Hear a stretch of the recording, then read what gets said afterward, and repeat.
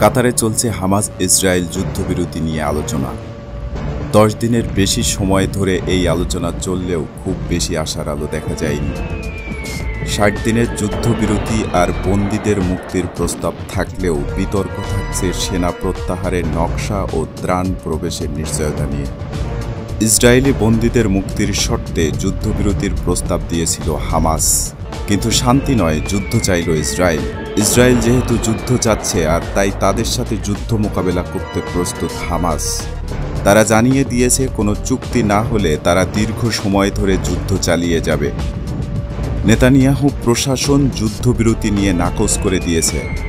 এর মাধ্যমে নেতানিয়াহু প্রমাণ করল দেশের মানুষের জীবনের চেয়ে রাজনৈতিক সার্থকতা গুরুত্বপূর্ণ।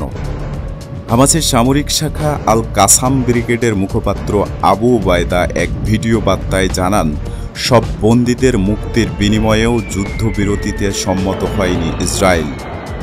তিনি অভিযোগ করেন, নেতানিয়াহু সরকার যুদ্ধবিরতিতে সম্মত নয়। বন্দীদের মুক্তির বিনিময়েও যুদ্ধবিরতি নাকচ করে দিয়েছে, কারণ তারা সবাই সেনা সদস্য আর তাদের জীবন বাঁচানো বাধ্যতামূলক নয়।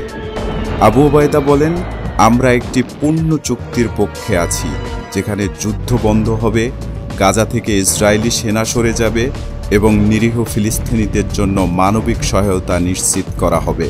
দুই পক্ষ সম্পূর্ণ চুক্তি মেনে যুদ্ধবিরতিতে রাজি না হলে দীর্ঘ সময় ধরে যুদ্ধ চালিয়ে যাওয়ার ঘোষণা দিয়েছেন হামাস মুখপাত্র।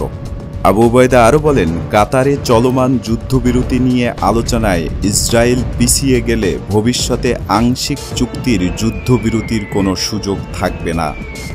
আমরা দীর্ঘ সময় ধরে যুদ্ধের জন্য প্রস্তুত। হামাস তাদের পূর্বশক্তি পুনরুদ্ধার করতে সক্ষম হয়েছে।